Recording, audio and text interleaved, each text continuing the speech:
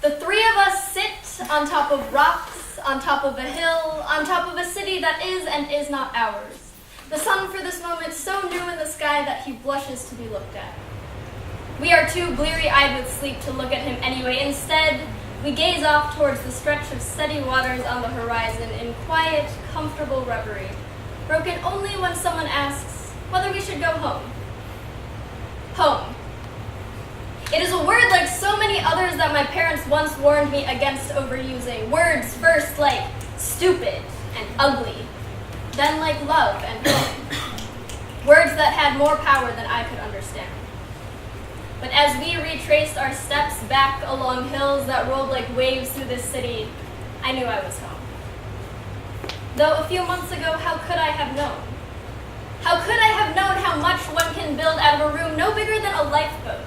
Out of a bed that rises from the ground like the crow's nest of a ship? Yes, we fashioned this room into a boat that sheltered us from the waves who rocked us. The friends who visited us at first had not quite got their sea legs, could not understand how we lived the way we did. Instead of ship, they saw sardine tin. The three of us squeezed in together uncomfortably, airlessly tight. But for us, this proximity was itself comfort. It was the closeness of a tight hug and the breathlessness of laughter gone on for far too long. And in this closeness, we also found space.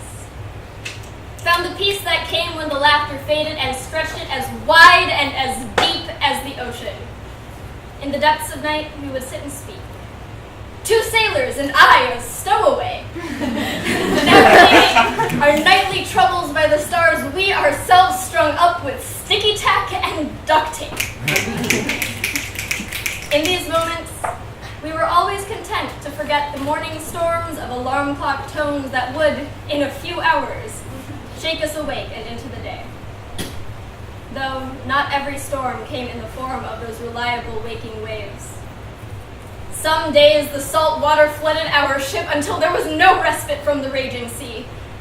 And in those moments, all we could do was hold each other tight and wait until these storms would, without fail, pass.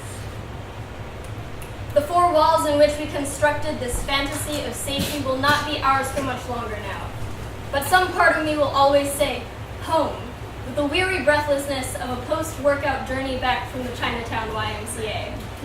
Some part of me will always think, home, and see the sidewalk of Fell Street sliced neatly by the steel grating of our forbidden balcony.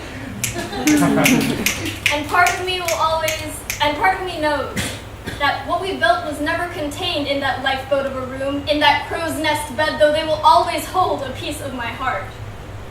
Home is the two of you, on a sunrise walk to celebrate 8 months of surviving stormy seas.